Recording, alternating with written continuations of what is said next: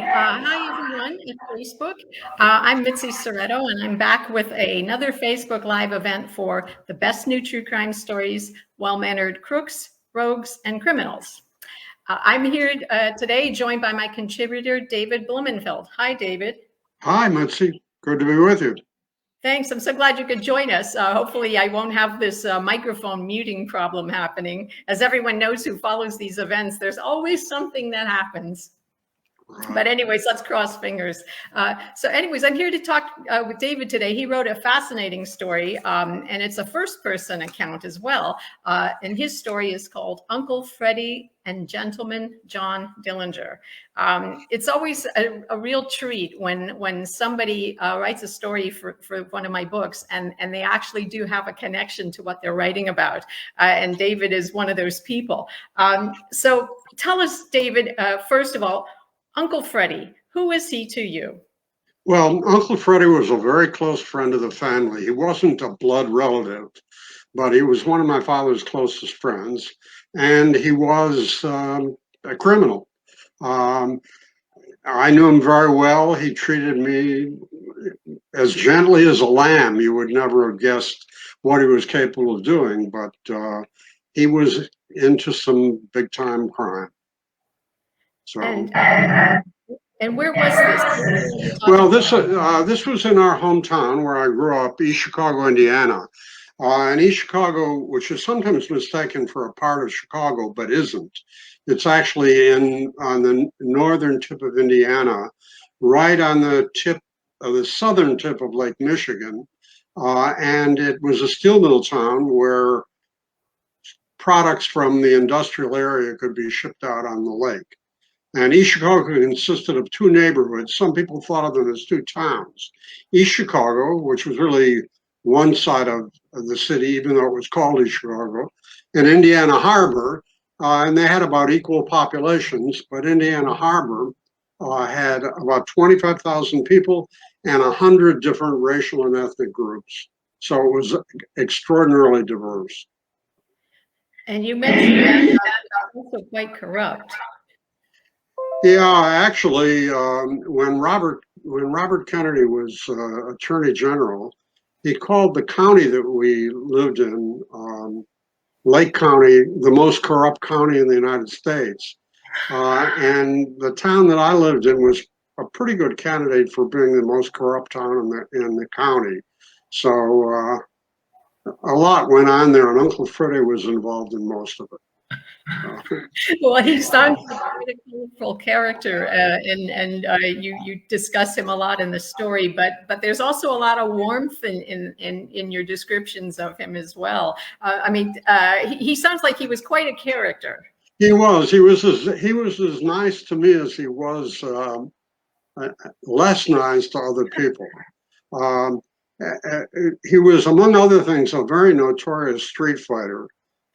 He wasn't that big. I don't really know exactly how tall he was, but maybe possibly 6 feet tall, 190 pounds. But he had a nose that was squashed flat because he'd been in so many street fights, and the police had beaten him so many times to get information out of him that he didn't provide. And in fact, although very few people, in fact, nobody would say it to his face, he got the nickname, as many criminals did, a special nickname, which in his case was the guy with two noses. Because as a friend of my father's, a very feisty woman named Adele Bass, said one night, she didn't know Freddie, but saw him across the room and said, seeing his flat nose, which had a crease, a long crease right in the middle, who the hell is the guy with two noses? And after that, behind his back, people would call Freddie the guy with two noses. And when you looked, it really did appear that he had two noses. So I'm having some trouble hearing you. Okay, they didn't call him two noses to his face. No, they didn't call him that to his face for fear that he'd give them two noses of their own. I bet he would have too. But Uncle Freddie wasn't your blood relative, right? He was No, he wasn't. He was just a good friend of the family. Okay. So what was his connection to John Dillinger, the famous criminal from the early part of the 20th century? Well, Freddie went to the penitentiary for his alleged involvement in a murder that's the subject of the story. My father claimed that Freddie was just taking the rap for the real criminals. I don't know the truth of the matter. In any case, he went to the Indiana State Prison, and he worked in the shirt making shop with John Dillinger, and they became close friends. And Freddie got out of the prison before Dillinger. And when Dillinger got out, he went first to Gary, Indiana, and then to East Chicago, where Freddie and an even bigger criminal, Sonny Sheets, looked after him. But Freddie was kind of his protector in town. So This Chrome browser. So I was saying, so Uncle Freddie and John Dillinger had quite a long-term relationship, professional relationship. they did. Yeah, Freddie was only a member of one of his gangs for a very short time, but my father believed that Freddie was Dillinger's bag man. That is, someone that Dillinger could trust and leave his money with in case if he had a particularly big heist. And they'd leave the money with a bag man who would then hold it for him. And if the criminal were caught, went to jail, the authorities couldn't get the money, and he'd return it to him later or distribute to his friends or associates as was needed.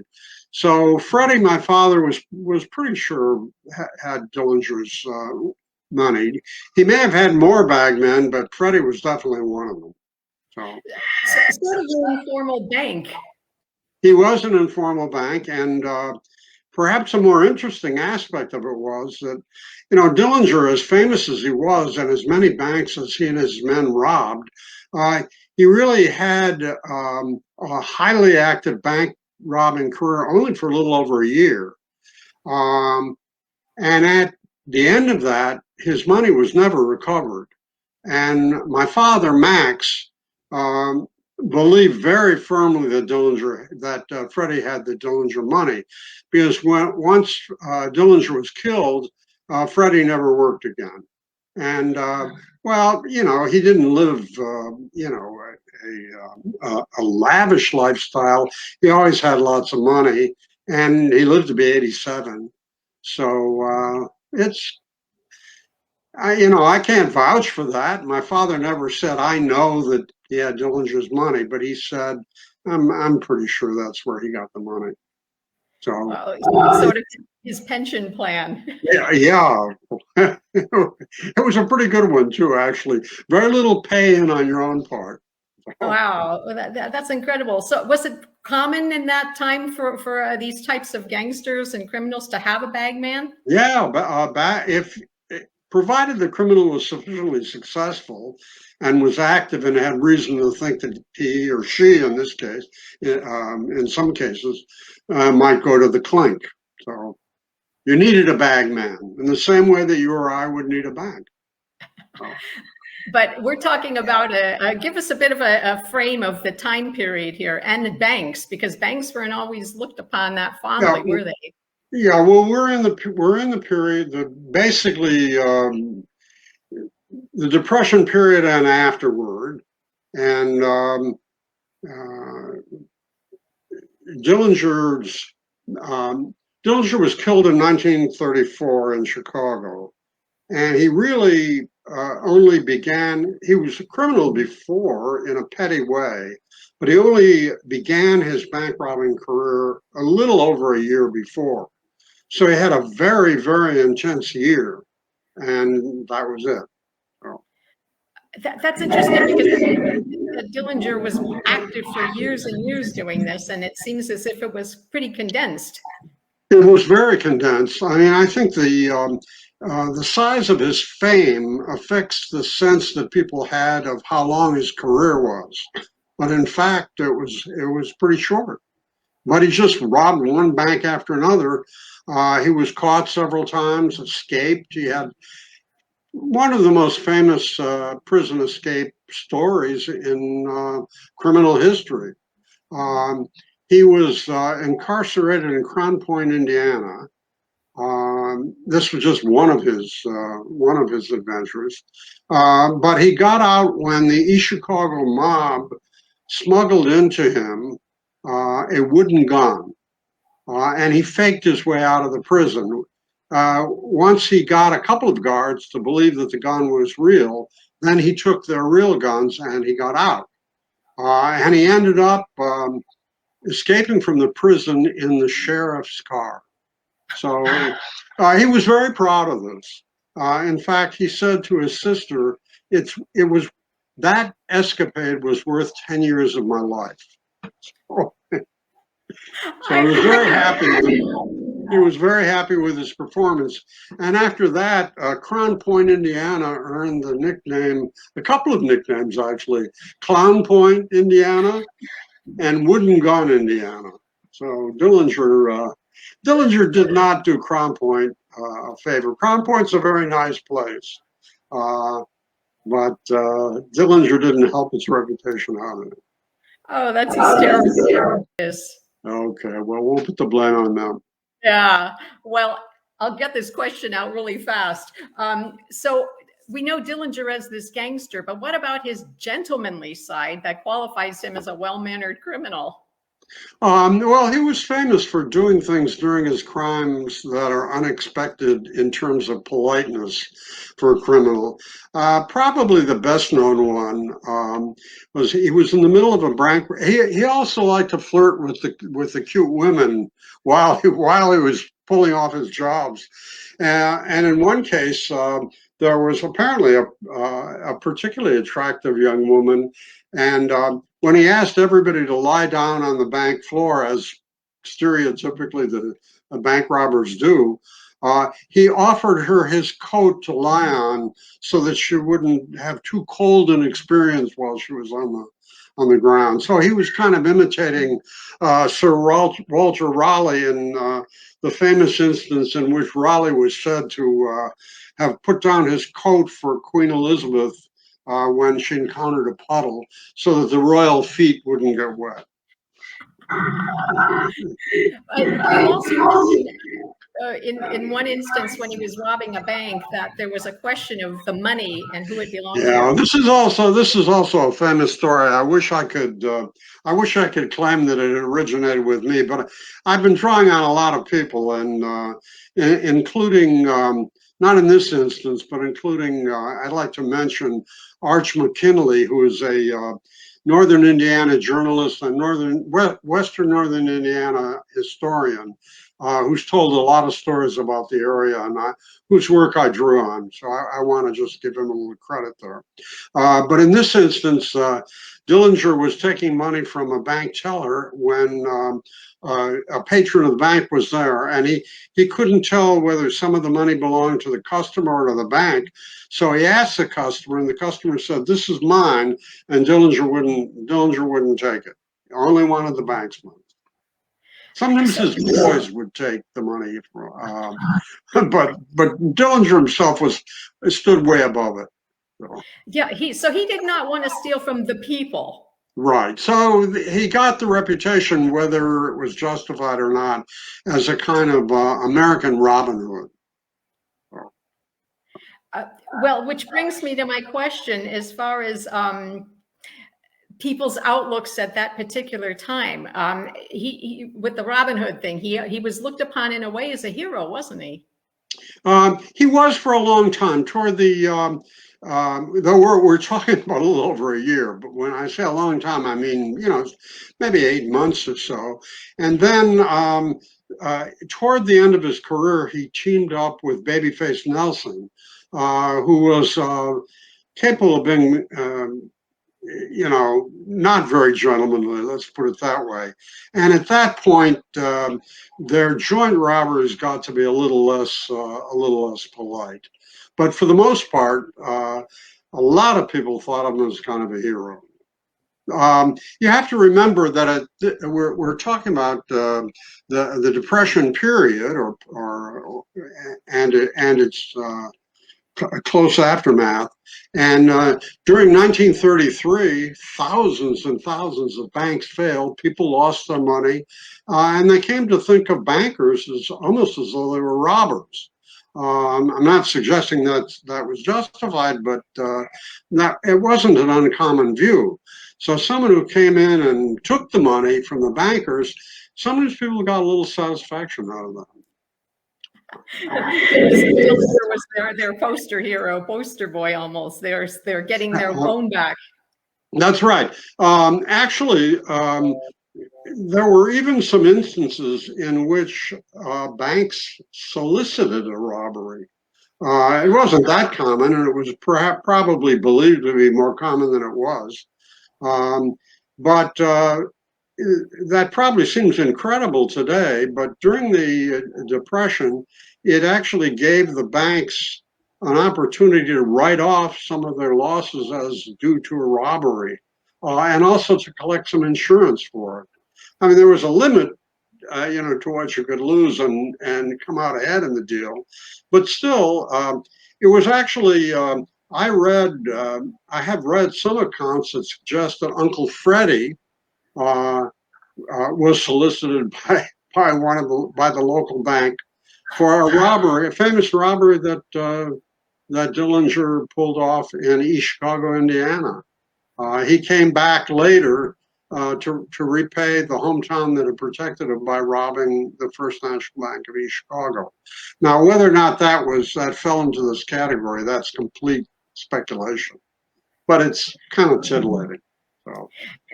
But Uncle Freddie was not really actively going in and holding up banks with Dillinger. Well, on one account, here again, Mitzi, a lot of this is speculation, and we don't really know for sure. But there was speculation on the part of a couple of authors that Freddie was the getaway car driver for the bank robbery in East Chicago. But, we really don't know. And for a short time, he was a member of a gang that was known as the Kentucky-Illinois Bunch, a short-lived Dillinger gang. And it was named that for the two states in which they pulled off their robberies. But for the most part, he wasn't part of the gang. Just the money man, the money holder. Yeah, just the bag man. So. How do you have any idea approximately how much money he might have actually been holding for Dillinger? It would really be guesswork on my part. I have no idea. There are a substantial number of people who think that Dillinger didn't have anything left. When Dillinger had enormous expenses, he claimed, though again we can hardly take his word for it, that he paid the East Chicago mob $25,000 for helping him break out of jail in the wooden gun affair. And $25,000 back then was a great deal more than it would be now. So it's just too hard to say. And then also, it was quite common to be paying all the police off, right? Oh yeah, I know there's good evidence that he paid off the people that had to pay the people in Chicago for the protection. So. And then as far as Dillinger's contemporaries, you touch upon that in your story. Can you tell us about some of the other people who were his competitors, so to speak? Well, yes, there was, of course, Babyface Nelson and the Carpus gang, and there were just lots and lots of them. So. And so, but Dillinger was considered the number one wanted. Well, he was public enemy number one for a short time, and his associate at that time, Babyface Nelson, was said to be very jealous of the category. He wanted to be number one, but shortly thereafter, Dillinger was shot, and Babyface Nelson became number one. Unfortunately, Babyface held that title for only 3 months since he was killed 3 months later. So you can be number one, but it's sort of like Andy Warhol's 15 minutes of fame. If you're a bank robber, you're lucky to have a few years of fame. So. Oh my God! Yeah, I mean, there was a pretty rough period. I mean, they lots of the old images of running on the sideboard of the car, the running board with the guns and. Right, right. Yeah. So, Uncle Freddie, so you describe him a lot as this cigar chomping, card playing character. Right. Yeah.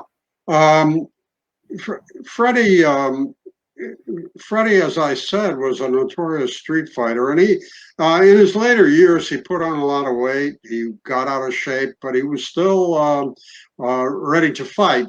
I remember that when I was in high school, and Freddie had gotten pretty old by that time, he used to hang around a little hole-in-the-wall gambling joint that my father played gin rummy at after work. A lot of the local business people or whoever wanted to stumble in would play poker, usually gin rummy in the background. And Freddie was an old big guy, and he still was prepared to fight. He knocked, actually, not a good friend of mine, but a friend of mine, a young guy in his 20s, he knocked him out of his seat while playing poker because he kept harassing him to bet. You're not betting fast enough. So the guy, who was a pretty tough young guy, got up and lunged at him, and the boys in the Stag cigar store stopped the fight. So Freddie may have gotten lucky, and the other guy might have gotten lucky too, because Freddie was still pretty tough, even when he was out of shape. Yes. How did your father actually meet Freddie? Well, Freddie was just he was just one of his friends in town. Yeah, you have to remember it was a small town, and there were a lot of little neighborhoods, and so Freddie lived in the neighborhood. And as I mentioned, there were 100 different ethnic groups, and with 50,000 people, there were a lot of little groups. So there was a Greek group and a Jewish group and an Italian group, and and on and on. And Freddie was one of the Jewish groups, and a member of the Jewish group, and it was not a large group. So most people in the community either knew one another or knew of one another. So yeah, that makes sense. That's sort of a close-knit ethnic community. Everybody kind of a big neighborhood clique, kind of. Okay, so your father, what was your father's profession then? Obviously, he wasn't working for Dillinger. No, he wasn't. He was a legitimate businessman. My father's first business was a speakeasy in Chicago at the very end of the Depression, and the speakeasy was having a hard time making it. Freddie's family, he and his brother actually had been bootleggers during the Depression, among many other criminal activities. And when Dillinger came to town, Freddie brought the Dillinger gang to my father's speakeasy, which was called, of all things, the Island Queen. I mean, it was one of hundreds of island queens in American history. Anyway, the Dillinger gang would come to the Island Queen, where my father and a partner ran it. They had a band and, flapper dancers and the whole, this was already the 30s, but it was the whole 20s kind of picture. And during the period when Dillinger and his boys were there, they spent a lot of money. And according to one of my father's friends who knew the situation closely, they would run a tab, and then they would disappear for a while. And then they would come back, pay their tab, and in the meantime, the papers would report a bank robbery here or Dillinger involved in a bank robbery there. And when they left, they would then load up on food and liquor, take it in the car, and then come back and repeat the same thing. So the Island Queen stayed afloat until the Dillinger gang left, and then it sank. Wow. So, in a way, I owe Dillinger a debt in that respect. He helped my father out for a while. Yeah, he liked my father. Most people did. My father was a very charming and engaging guy, and kind of a raconteur. And Dillinger liked him so much that one evening he invited him out to go for a ride around the city with him to see the sights. So my dad took a ride around the city with John Dillinger. And Max, my dad, may be the only person alive to be able to say that John Dillinger took him for a ride and he survived it. So thank you, John. That's just such an incredible story. I mean, it's these people are like mythology, almost as if they weren't existing, and you're bringing them. They are real. And the funny thing about it, my father told me a lot of stories, but he never, until the cat came out of the bag, he never told me that he knew John Dillinger, that he had a speakeasy. And he never told me any of this. I had to learn it from his friends, and I learned most of it in 1957. When my father was 50 years old, my mother threw a surprise birthday party for him in Chicago at one of the big hotels, the Drake Hotel. And there were about 125 guests. Kept it all secret from my mother. And his closest friends did a roast after dinner. And one of the guests, a good friend named Pinky Friedland, told the story in the roast of Max's connection with John Dillinger. And then after that, my dad was a little more forthcoming about the relationship. But even so, he never told me that he took a ride around. Pinky Friedland told it in the story, and I was there. So, and later, my mother kept the notes or the script from all of the people in the roast. So I got a lot of this. I got all of this in particular information out of my mother's notes, some of which were scratched out at places where Freddie was mentioned. Well, one particular place where Freddie was mentioned, and it was something that I suspect Freddie may not have wanted people to know. But 60 years after the fact, I took those notes and I carefully erased it and got some of the information. So, that's just lots of fun. incredible. I have a great debt of gratitude for my mother for keeping all those notes. Pictures of Freddie from the party, and it was great. Wow. What did she think of all this business with the Dillinger connection? Well, she knew Uncle Freddie well, and Uncle Freddie was awfully nice to her, but sometimes she kind of shook her head. She liked Uncle Freddie pretty well, though. It's one of those cases where the person can be very nice to you and pretty nasty to other people. So. Yeah. Well, I think even in the gangster community themselves, with friends and family, they're one way, but the other stuff, that's business. It couldn't be truer. Couldn't be truer. Yeah. So Uncle Freddie, then, so we don't know what happened to Dillinger's money, if there was any money. No. In fact, I read one account. I've read accounts of people that claim other people that claim they had Dillinger's money, and there's a fairly plausible account of a guy in Wisconsin who was said to have it. And Dillinger did say at one point when someone or other, I can't remember who it was right now, that he was trying to get a favor from, asking for some money. He said, "Well, I've got some I can get from Wisconsin." So that's some evidence. But, we don't know, and he may have had more than one bag man, or, it's lots of fun to speculate, and there's some evidence, but not conclusive. Yeah, and then Dillinger met a rather unfortunate end as well, which became a bit famous. You want to touch on that a bit? Yeah, I'm sorry, I didn't catch that.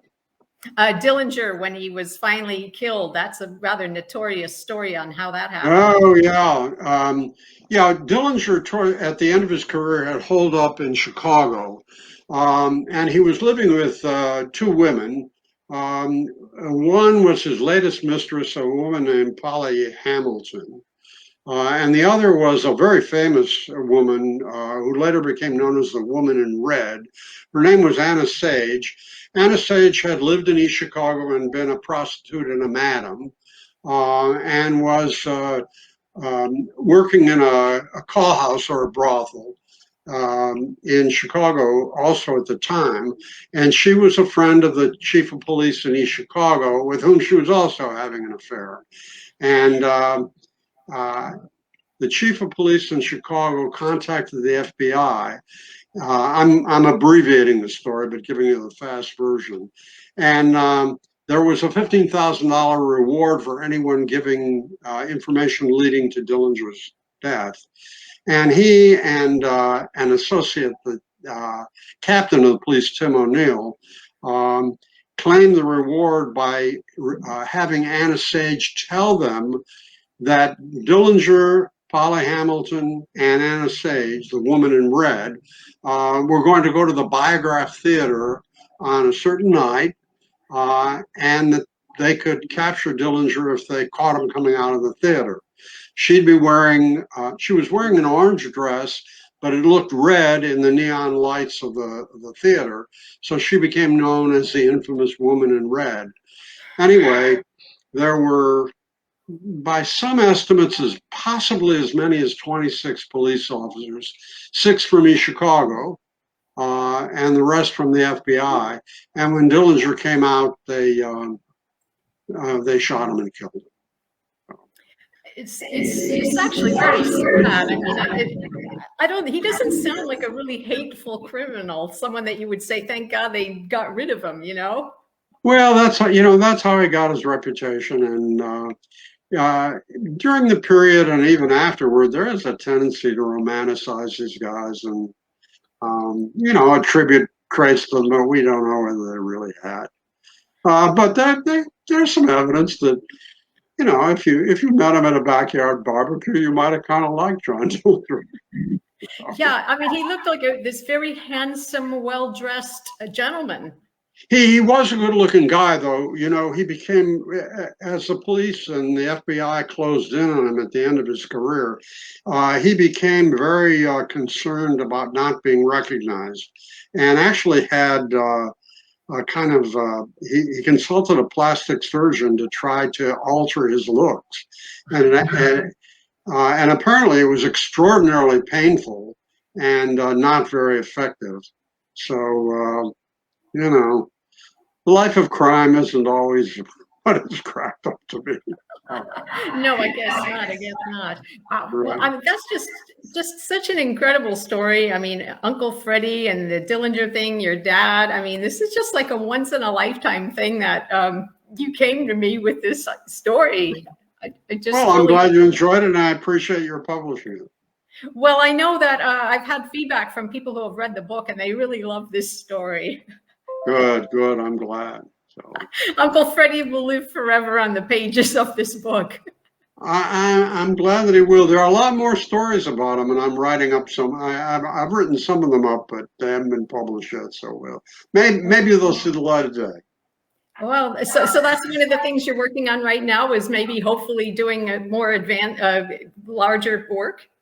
Yeah. I have worked on a memoir in which there are more Uncle Freddie stories. So, and a lot of other characters like Uncle Freddie. So maybe we'll see it later. Well, see, publishers, we need to be listening up on this. This could be the next. I hope they are. Yeah. Anything else that you'd like to tell us you're working on besides maybe expanding this whole idea? Well, actually, and this may come as a little bit of a surprise after the Dillinger and Freddie collection. I do a lot of children's literature, so poetry, and it's a little tamer. So. Well, I hope so. Yeah. Yeah, I don't think Uncle Freddie would be a suitable subject for a children's book. Well, I don't know. When I was a kid, that was exactly what I'd be wanting to read. Yeah.